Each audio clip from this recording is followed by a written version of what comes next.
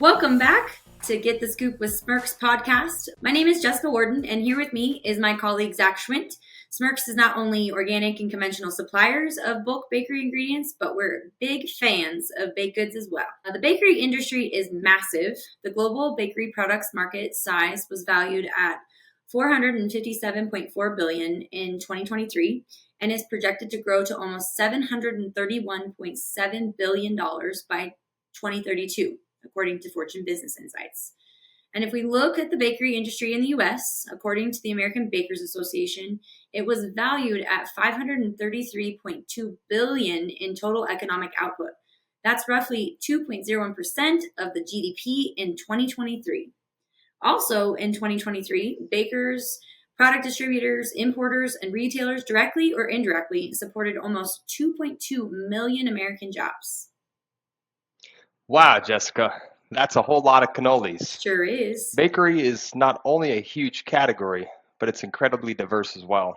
And ever since you and I worked at the Smirk's booth at the IDDBA show in Houston back in June, we've been more fired up about bakery products and digging into the trends than ever before. That's what kickstarted our official Smirk's Top 10 countdown of the best bakery trends in 2024. You couldn't hold me back even if you tried, Zach. We've been exhibiting a lot this year in between Expo West and IFT and Fancy Food and ITDBA. We've seen a ton of interesting product ideas and ingredients being used in all corners of the bakery category. So it's only fitting that you and I start our Smirk's Top 10 Best Bakery Trend Countdown for 2024. Kick us off, Zach. You got it, Jessica. Number 10 is one that I personally love, and that is vanilla being used as a staple ingredient in baked goods. Vanilla is not only a popular flavor, but it's a flavor that, evokes nostalgia. Nostalgia is comforting and brings us back home or back to our childhood memories. Then, a lot of people gravitate towards vanilla for that reason. It's very comfortable and familiar.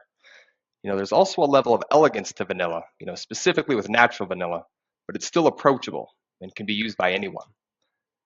Vanilla is a key ingredient in many desserts, such as cakes, cake frostings, creme brulee, ice creams, you name it. At Smirk's, we have three different categories of vanilla, and the first would be vanilla liquids. So in the liquid category, we have vanilla extracts, we have single fold, double fold, which is twice as concentrated as single, all the way up to tenfold. We also have a non-alcoholic vanilla flavorings for those who don't want, alcohol in their formulas. Second on the list would be vanilla powder. So this would be, a ground vanilla bean that's basically turned into powder format. So it's great for, ice creams. You can put the little specks in there and, granolas as well. It's a pure vanilla format. So a lot of, natural companies like the ground vanilla bean as an option. And then you have, as a third category, you have whole vanilla beans. And these are used, for obviously manufacturing vanilla extract or paste or powder, but they're also used by professional chefs and bakers who, open up the vanilla pod and scrape out what's called vanilla caviar out of the inside. So by the way, you can check out episode number 9 of the Get the Scoops with Smirk's podcast to dig deeper into our vanilla origins, applications, and different vanilla trends. Thanks for sharing that information on vanilla, Zach. I would definitely agree with you on the nostalgic piece. I know when I was a kid, my favorite part of making cookies with my mom was right when the butter, the sugar, and the vanilla went in the bowl, and that was when I would try to stick my finger in it and then get yelled at. So that's my childhood memory, but it is definitely one of my favorite things to use in baking. I'm very intrigued by this vanilla caviar. I've never seen that before. So yes, you'll have to do some experimenting. Yes. Or I'll have to, bribe you into bringing me some vanilla caviar one day to work. Easy. Done. All right. Well, the number next on our countdown list is one that's really intriguing to me personally, not because I know a lot about it or am an expert by any means, but simply just because I think it's fascinating. It's 3D printing and how it's being integrated into baking now. As many of our listeners might know, 3D printing technology is making waves across a lot of different industries, and bakeries are no exception. I think one thing that is attracting 3D printing to this category specifically is it allows bakers and whether you're a home baker or a commercial baker, industrial baker, to create intricate and customized designs that were previously really impossible or extremely time consuming. So now you can do things like print cake molds to cookie cutters, to making intricate chocolate sculptures. 3D printing offers endless possibilities for creativity and efficiency in the kitchen, which leads me to my next question, Zach, is have you ever tried your hand at next level baking? And I'm not talking about, mix out of the box, but more like you're hoping to get, the next spot on Great British Bake Show, the US edition of that. Jessica, I am not a baker. Um, I'm more of a cook. I'm unorganized. It's hard for me to follow a recipe, but I do have a memory of myself. I made a cake for my sister for her birthday, with my vanilla, and it oh, was nice. basic. It was white. I didn't put any designs on it. I just Oh, put okay. candles, and so honestly, no one could have messed it up. So to answer your question, no, I've never done anything too complicated, but I'm curious to know how 3D printing can help me do that. Yeah, that's what's I think really exciting about this is anybody, I feel like at various skill levels, obviously you need access to it, but some of the practical applications of this is where you can create custom cookie cutters or custom fondant molds that can take, your amateur baking, to the next level. But it also is jumping to the next level on the industrial scale in that there are companies that are actually using it to print actual food items. Have you seen this at all? I actually haven't. Sounds fascinating. Yeah. So there's a Love to be couple able to print companies. myself some dinner. Oh yeah, exactly, right? Like where you're just like, that cheeseburger looks good. Right. Control print. I don't know. Exactly. Yeah. So there's companies like Foodini and ChefJet that are pioneering in the space. Foodini has been cited, for instance, to print, a variety of foods using fresh ingredients. So I'd imagine their printer cartridges don't come, in the mail from HP. They must be, crafted in some kitchen somewhere. But it's making it possible to create complex designs with ease. And then there's some bakeries that are specializing in printing sweets and chocolates, really allowing the intricate sugar sculptures and detailed chocolate decorations. But as we kind of highlight some of that, you might be hearing the same thing I'm hearing, but in the back of my head is our QA team just being like, but what about food safety? And so that piece will be, I think, the piece that needs to continue to evolve. How would these 3D printers on an industrial commercial baking scale? How will we make sure that they're going to continue to be safe? I'm sure it'll be much like all of the industrial, food equipment processing that we're already seeing, but it'll certainly have to be kind of integrated into that. So, do you have any brands that you're working with now, or have you seen it on a consumer level where people are doing this that you're watching? Yeah, I've seen some 3D printing, at the IDDBA show that we had went to, but I don't have any Oh, sure. brands per se that are actively involved in doing this. But I think there's a lot of room for growth. I think a lot of companies are going to want to use this to just create more efficiency. So Right, right. And I think that's what's really exciting is that 3D printing is really going to touch on the sustainability piece where, minimizing excess ingredients and making sure every little bit is utilized and utilized effectively. It's a lot like what GPS has done for, farming practices. It's, this will kind of do for some of the food industry, just the precision of some of the different things. So, that's me from my very novice level of baking. I think I'm right there with you with the bland vanilla cake, but I'm excited to see what will come out of it. So that'll wrap awesome. up, countdown item number 9. So Zach, why don't you take us into what we're seeing on number 8? Gladly. So number 8, we have sugar reduction and alternative sweeteners. Low sugar claims have been more prominent, I think, now than ever. Even if a Right, company isn't promoting, say, a keto, if they're not promoting keto, it's at least low sugar that people are wanting more. right, People want less carbs and overall less sugar. So some sugar alternatives that are incrementally more healthy include, coconut sugar, date sugar, maple syrup, and different products like coconut nectar and monk fruit. right. Um, so coconut sugar, it's a great product. We import a lot of coconut sugar here at Smirks. There's multiple mesh sizes. So there's really fine grade coconut sugar that some bakeries really like. There's also the standard granulation, more of a 16 or 18 mesh size. But coconut sugar is, widely used throughout the bakery industry in the U.S. and we see a lot of continued growth in that ingredient. Um, Date sugar is one. As a single source of sweetness. It's a lot of companies are starting to use dates for not only just for the fiber and whatnot, but the sweetness. They want to Right. sweeten their products, whether it's a beverage or an ice cream. We've seen it a lot in the dairy industry as well, where they're using dates to sweeten their products, and that's a trend that I definitely can see continuing. Right. And you see the Um, cleaner label with that, kind of like you mentioned with the single ingredient source, where it just really cleans up labeling.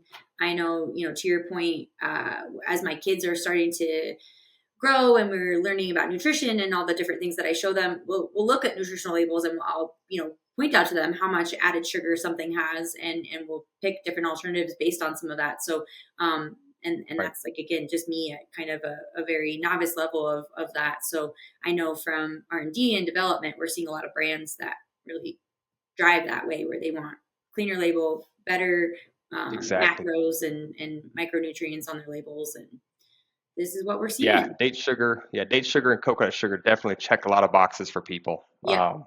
But for example, coconut nectar, it's a liquid sweetener, Yeah. great for different frostings. Adds moisture to products as well. We've seen some chocolate companies use it. Some companies who are developing beverages. Coconut Right. nectar has been a great option for them. Um, so I definitely see some continued use in coconut nectar, in the U.S. for sure. And that brings me to maple sugar and syrup. Right. Um, most of that is coming from the Northeast. It's a little bit more pricey than what you'd see in the coconut or date category, but certainly has its own flavor profile and is kind of in the with vanilla where it's a nostalgic flavor and Right. certain people just really want that maple flavoring. So, Agreed. and then of course we see products like monk fruit, which have come into the U.S. and um, have taken a lot of products and totally, a lot of brands have geared their entire brand around these types of sweeteners. So um, definitely an interesting one to watch for sure.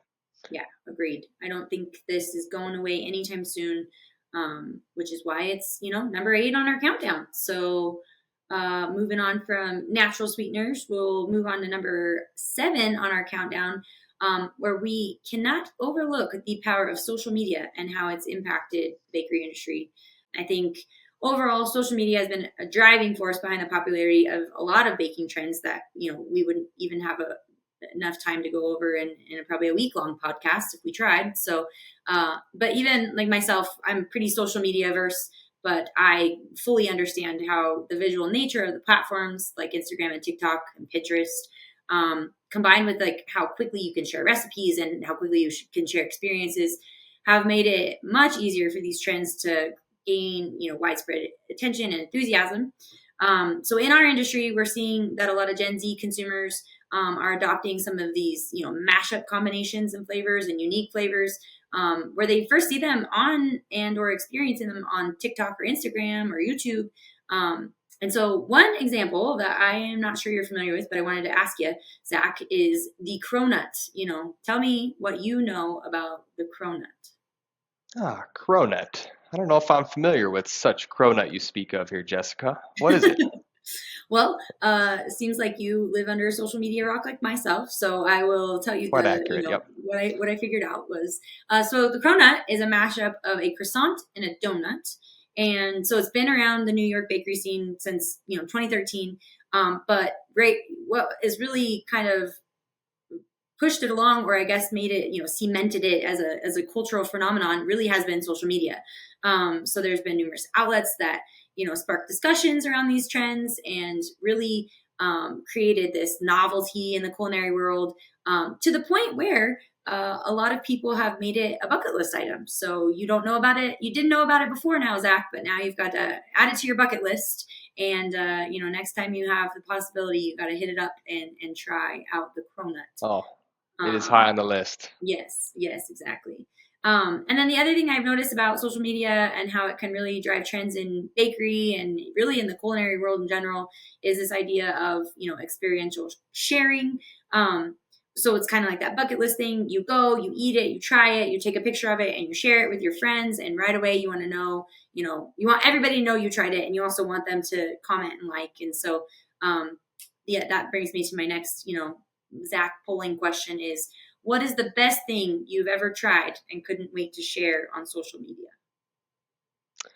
It's not in the bakery category, Jessica, but at the farmers market on South Pearl Street, which I go to in Denver, they have Uh-huh. a rattlesnake hot dog, Oh, that's and gross. it's all over. We saw it first on a Denver Okay, platform, a Denver sure. farmers market on Instagram, and I actually didn't plan on buying it, but once I saw it, I got conned into buying it, and actually wasn't too bad.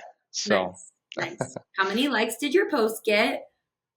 I didn't quite count. I'll have to go back and tally Oh, those up one by isn't one. that isn't that the point of it? Is if it's to get. All about likes, right? Yeah, right. Yep. Yeah, yeah, exactly.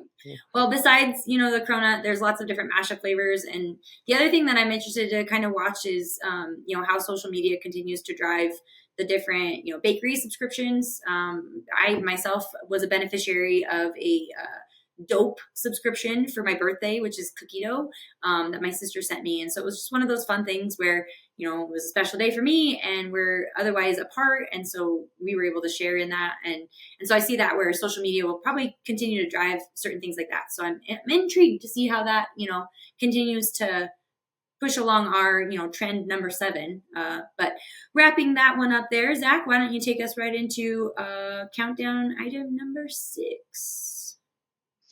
Gladly. Here we have number 6, gluten-free bakery items. Oh yeah, So in 2023, gluten-free bakery market was valued at nearly $6.6 billion, according to Global Market Insights.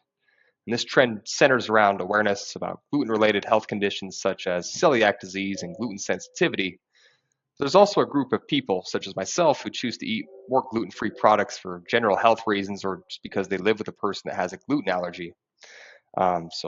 For example, I've went to a pizza restaurant before where, for an extra $2, you can upgrade to, chickpea crust or oh chickpea flour, nice, nice. basically a gluten-free option. And I've Can you always tell the been difference? intrigued and What sorry? does it taste like? Can you tell the difference? Like, what's a Yeah, chickpea to for? be honest, I can't really taste the difference. Sure. I'm not the most zoned in on my flavor and whatnot, but I really can't taste the difference. So, um, gluten-free flours are usually a combination of, starches and powders that are, used to produce breads, cookies, cakes, muffins, and savory crackers. First off, we have almond flour. It's a common product produced, from almonds. It's blanched almond flour, natural almond flour. So, a lot of cracker companies have used almond flour for, high protein content. It's a very clean product. A lot of people really enjoy having that extra protein boost in their baked goods. Right. Um, Coconut flour is another one. At Smirks we work with quite a lot of coconut flour. It's definitely got a more coconut taste to it. But if you're putting it with other ingredients, there's really not, it's not overpowering by any means. It's Right. quite affordable in comparison to some of the other nut flours as well. Jessica, have you ever had an experience with customers using coconut flour for any baked goods or breads or anything like that?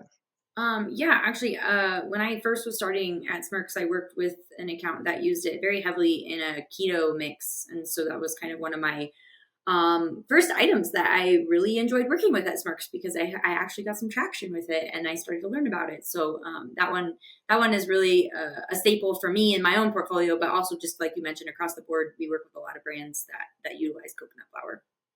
Right. And a lot of people also like the higher fat content of coconut Yes. flour as well. Yeah. And we also have pulse flours, for example, chickpea. It's gained a lot of momentum in the US. We've seen, companies producing cereals with it, extruding with it. We have companies who are, like I mentioned, using it with pizza crust. I think chickpea flour is one that we see gaining a ton of momentum, over the next few years. Agreed. Um, and then oat flour is one that really isn't gluten free by nature, but there is a gluten free option. Sure. There's both non gluten free, gluten free and non gluten free on the oat category. Typically, it's a lot lower on the cost side than some of your nut flours and Right. whatnot. And it does have a pretty nice flavor as well, a nice nutty flavor that goes well with a lot of baked goods. And next on the list, we have tiger nut flour. It's kind of a new one that, in the US, we're seeing a lot of companies using tiger nut flour for benefits for low glycemic. Some companies use it for horchata as well. It's actually the original base for horchata. So Yeah. cassava starch is another interesting one, which kind of goes with potato starch and arrowroot powder as well. Ube powder is a newer one that we're seeing. It's basically a purple sweet potato. Um, some companies are using it for, it adds a purple color to some of their Right. recipes, and for in the bakery category, I think that's kind of a trendy thing. Having a unique color is um Yeah. is cool. So Yeah. We're starting to see a lot of the, exotic flavors, exotic trends. So that's where you mentioned like tiger nut flour and ube powder. Some of those are really picking up steam. And then, like you said, chickpea is one I've seen a lot of, which I think we'll kind of touch on a little bit later in one of our other items. But because of its potential and protein content as well, it kind of ranks a little higher than some of those, kind of like you mentioned with almond flour. So exactly. yeah, Yep. awesome. Well, number Well, five. yeah, number five, wrapping up number six item, right? We're halfway there. And so next, we are going to be diving into a topic that is really been rising faster than our favorite sourdough, functional foods, and how they're appearing more and more in the bakery world. Zach, what do you think of when you hear, functional foods? What comes to my mind is you eat a functional food for a benefit other than just the basic nutrition. For example, if you eat a collagen, you're probably wanting stronger nails and thicker hair. And a lot of people also use um, gut health is a huge trend right now. And when I think functional foods, I think that's one that comes top of mind. Well, if we were riding around in the old cash cab, you would definitely have won money in that one, Zach. You got it right. Hit it right on the nose. Essentially, gut health is really one of the things that comes top of mind when consumers think of functional foods. There's this growing emphasis on health and wellness, and bakers are incorporating gut-friendly ingredients into their creations. So we've seen it for several years in the natural food industry, but even as recently as Expo West from this year, our team, I think we noted in our Expo West wrap up that we're really starting to, see more and more of that. A lot of recipes are, notably shifting and incorporating those ingredients that specifically support gut health. So things like ancient grains, quinoa, spelt, teff, are being used more frequently because they're both high in fiber and prebiotics. And so that obviously, nourishes that beneficial gut bacteria. The other thing that we're seeing is fermented products such as sourdough, have been gaining in popularity. And a lot of this is due to the improved digestibility and nutritional benefits. But fermentation also can enhance flavor and texture of the item that it's in. So I'm not sure if you knew this fun fact, Zach, but the natural fermentation process helps break down gluten and other hard to digest components. So that makes it great for breads, or excuse me, that's why fermented options are great for those with sensitive guts. And it kind of ties back to what you were saying with the gluten free types of trends we're seeing. So this is a way to kind of have your bread and eat it too, have your gluten and eat it Right. too. Is adding some of these other things in there. So Ah, that's great info. So yeah, something I yeah. didn't know. Beyond or prebiotics, we're also seeing a rise of use in probiotics in baking, which basically is live bacteria that provide numerous health benefits again for that digestive system. And so one of those things that's kind of interesting where we're seeing typically when you're baking high temperature things are what can kill the beneficial bacteria. So we're actually seeing innovations in techniques such as low temperature baking, and adding probiotics after the baking process, are really being explored so that we can continue to see this trend grow and basically let these bacteria survive and thrive. And so the interesting question that we can really ponder is why. Zach, what do you think this trend continues to permeate natural foods world? Yeah, I think people more now than ever, they want to feel at their best. People Right. want to have a clear mind. They don't want to feel bloated as they're walking around all day. Yeah. People want to be performing at their highest level. And it's like the old saying, food is medicine. I think people Yeah. are starting to realize that the more emphasis you have in the food you eat, the better the ingredients that are going into your food, the better you're going to feel, and overall, the better you're going to perform. So that's Yeah. kind of my thoughts surrounding the whole thing. Sure. But Well, there's another $100 from the cash cab. So good job. it's my Yeah, lucky day. yeah, exactly. No, I think you're right. Basically, that's what's being written on, and the trends and the summations of all of the research that's going into this is exactly what you just said.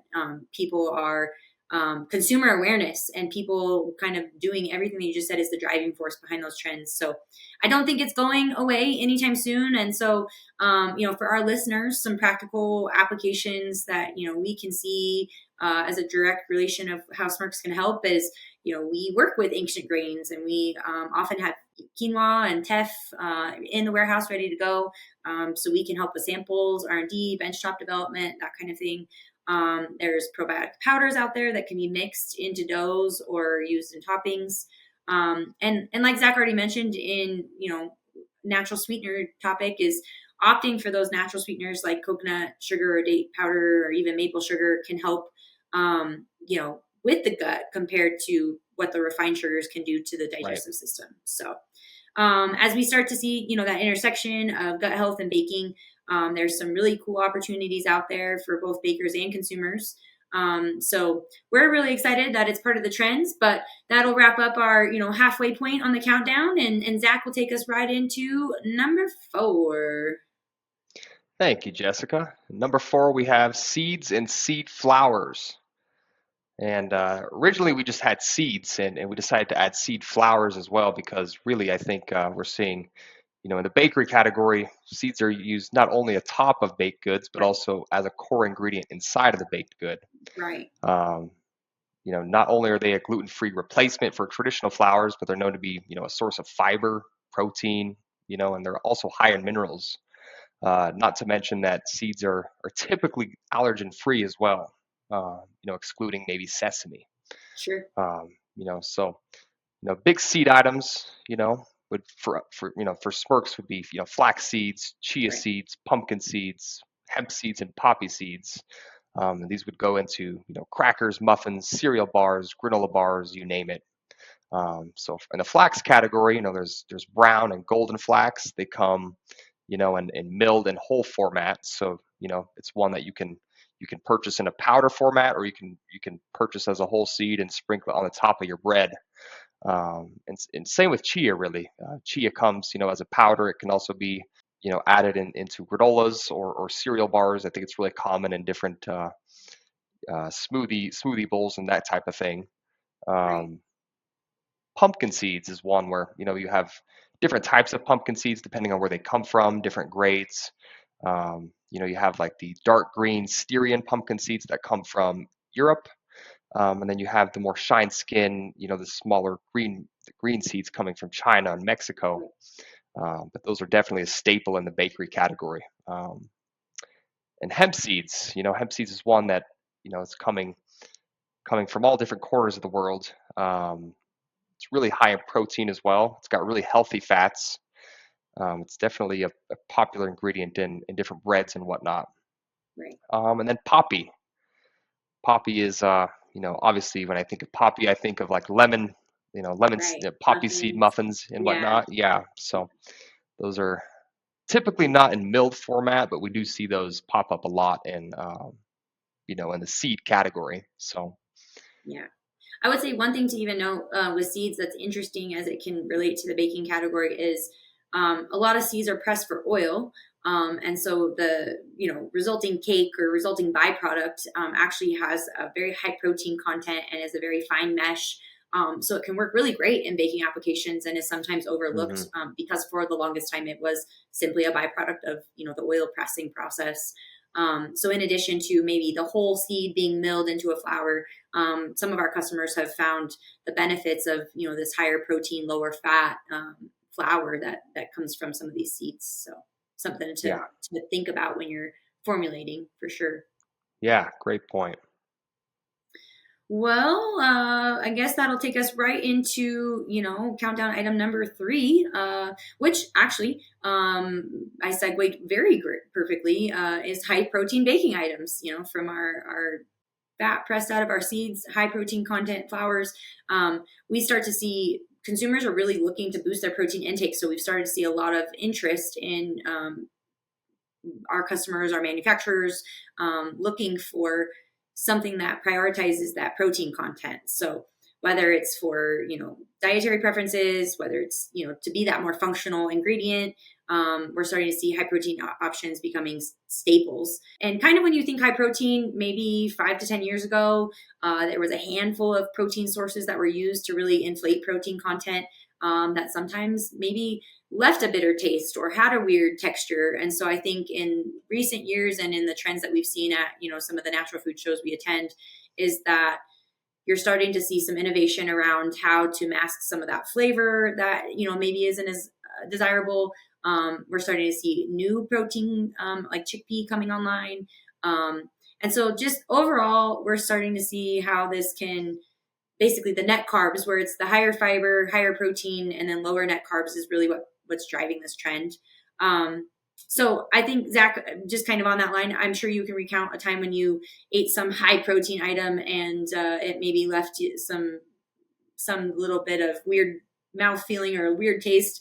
What's a time when you experienced that? And everybody's probably had this Yeah, yeah. I mean, other than the rattlesnake hot dog I had mentioned earlier, happen. probably a pea protein Oh, sure. milkshake that I had tried at, I think, my first Expo East Oh, in okay. Philadelphia. There was a brand that was exhibiting a pea protein, and for whatever reason, I don't think they put any sort of sweetener or something in it. Sure. It was very tough to swallow and look at the guy with a straight face and tell him it was delicious. So, Right, right. Whatever you do, don't name names. That's yeah. right. No.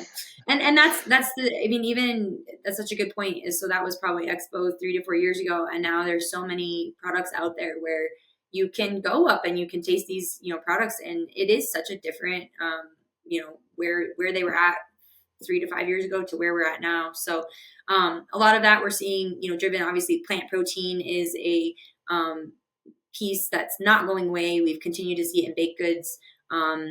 We've so like you mentioned, even when folks aren't necessarily only needing plant protein or excluding milk protein from their diet, they're still wanting those options. And so that's one of those things where it's appealing to vegan and vegetarian consumers, but also just any consumer. So it's been Hmm. really interesting to kind of see how that goes. I think one thing we can highlight is the versatility of high protein baked goods. Basically, if you're having that protein packed bread or muffin or cookie, it helps you maybe feel better about what you're eating. When you're eating a muffin, but it's a protein muffin, and maybe that as a consumer you're like, yes, I got my protein intake for the day. So I don't know what that means for the future of baking, but I think the high protein trend is more than a passing fad, where consumers kind of continue to prioritize health and nutrition both. What do you think, Zach? Do you think we'll continue to see more of this? Yeah, I don't think protein is going anywhere. Sure. Yeah, I think it's here to stay. People, feel better when they eat a higher protein level, cleaner proteins. I think the protein space in general is just continuously evolving. And one other space that I think is continuously evolving and brings me to number two Yeah. is plant-based and vegan alternatives. Yes, definitely. So we have, first we have, the alternative milks. So we have, coconut milk, coconut cream, which are kind of used interchangeably. And coconut milk usually refers to a lower fat content. Coconut cream usually refers to a higher fat content.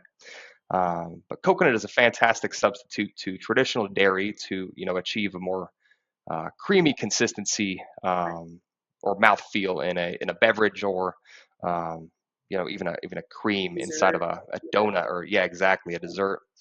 Coconut milk powder is another one that a lot of people prefer to customize the level of creaminess and whatnot. So this allows them Right. to kind of you mix it with water, and you're able to or another liquid, and you're able to totally customize your mouth feel and whatnot. Oat milk is one that I think is popping off, and I see a lot of movement on, and it's really interesting because oats, the oat flour.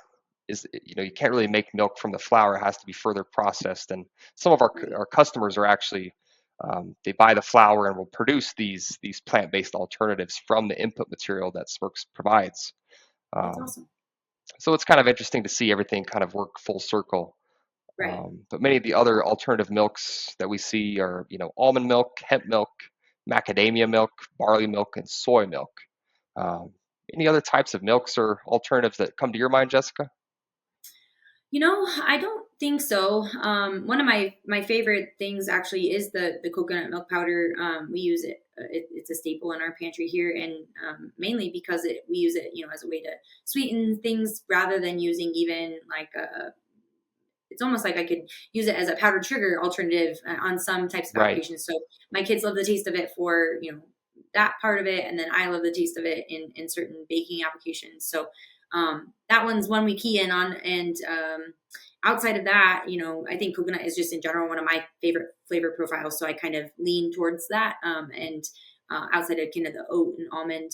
I guess sunflower is one that is maybe not on this list. I've started to see that Yeah, we have sunflower started to milk. see some sunflower milk. Hmm. I did see a Yeah. sunflower milk brand, yes. So, And it's really interesting. And so it's just really cool to see the innovation in this space. And I think, again, we've touched on the fact that a lot of these things aren't going anywhere because consumers are, genuinely adopting them for the long term, it seems like. right.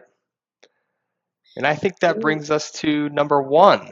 Oh no, number one, drum roll. So that actually we figured we'd wrap this all up with more of an idea than an item, but it's just touching base on sustainability, upcycled ingredients, and regenerative organic, because those are some of the things that I think really thread the needle through all of the different topics we talked about. For whatever reason, those pieces are pretty much prevalent across items, you know, 10 through 2. And so here we go. It's one that's transforming the way that we think about food production and consumption. Sustainability, upcycled ingredients, and regenerative organic practices aren't going anywhere. And our industry is really, it's safe to say we're undergoing a significant shift towards these topics. And basically, it seems like it's surrounded around increased consumer awareness about different environmental issues, about growing practices, about processing practices, and just manufacturers and CPG brands, based off of what their customers are asking them for, are being called to rethink how they source ingredients, and the production methods that are used, and the reforestation practices and harvesting practices. So right now it's a really exciting time, I think, to be a part of this industry. Zach, would you agree that we're seeing a lot of this around, and kind of what we're Yeah. I mean, I think that a lot of the manufacturers that are moving towards more sustainability, more sustainable practice, I don't think they're just doing it for no reason. I think it's because yeah, consumers are asking them to be more sustainable and they're listening. And consumers are willing to pay a little bit more for more sustainable ingredients, for more sustainable packaging. right, Um, from my own personal perspective, if I have to pay an extra, a few cents for a little bit better packaging, sometimes, I'm willing to do that most of the time. So, right, um, right, yeah, I think sustainability sources, involves obtaining ingredients in ways that respects the environment, and people, both involved respects both the environment and the people involved in their production. right, This can include, renewable resources, supporting fair trade practices, and ensuring right. that farming methods do not deplete natural resources. Yeah, I agree. And what's really cool is it seems like regenerative organic really started popping up, for me personally, where I was starting to hear it and recognize it maybe 3 expos ago. And then we went back in March again, and just a growth from where it was like one or two booths, you kind of heard it as floating in the air as a buzzword, to this last one where it was everywhere. We saw it in so many places, especially in the organic marketplace. It was every other booth was touting these practices, which is fantastic, because I think what it speaks to is the heart of the people behind our industry, and how they're, it's not just the consumers demand, it's like the people that work in those processes are saying, hey, this is a great idea, this is something that's worth Hmm. investing in. So Exactly. so right there, it kind of sustainability really ties into this idea of upcycled ingredients. Zach, maybe you can tell us more what you think of when you hear upcycled. would you say any of your customers are utilizing this mode of sustainability right now? Yeah, we do have customers, at Smirks that are involved with, different upcycled ingredients. And what comes to my mind when I hear upcycled is basically an ingredient that gets almost a second chance, where it was maybe Yeah, destined for the landfill at one point, and someone else found a way to make it useful, and therefore everyone wins. So right, right. um, Yeah. yeah, I agree.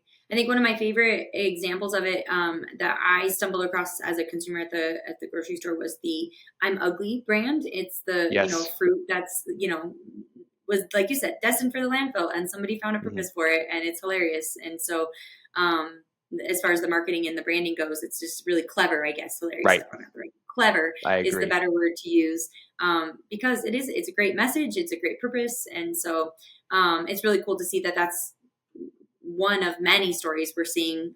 Upcycling obviously reduces food waste, but it also provides new revenue streams for manufacturers. So it can make the overall, full circle piece of everything um, more sustainable and economically more sound, while also being environmentally conscious. So it's kind of nice that it checks so many boxes.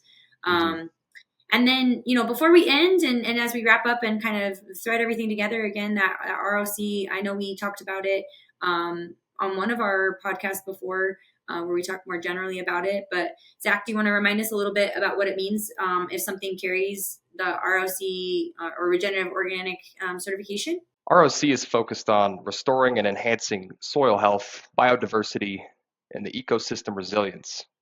It involves practices like crop rotation, cover cropping, reduced tillage, and holistic livestock management. Certainly one of those things that we as a company, when we have customers starting to ask for those ingredients, it's really cool for us to be able to dig into those processes with our existing partners. So we're going to our partners that help us with coconut already, and we're saying, hey, we're looking for this now, and they're ready already with an answer. They're saying, yep, we can offer this. We have coconut sugar that already has been well stabilized under that organic certification, the ROC certification.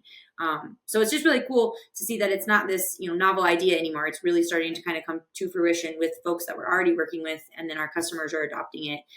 So if there's any ways that Smirks can help you or our listeners with their brands on a project that is calling for that kind of ingredient, feel free to reach out, because we're already kind of working towards that. So I guess I would say that wraps up our Smirks Top 10 countdown of best bakery trends in 2024.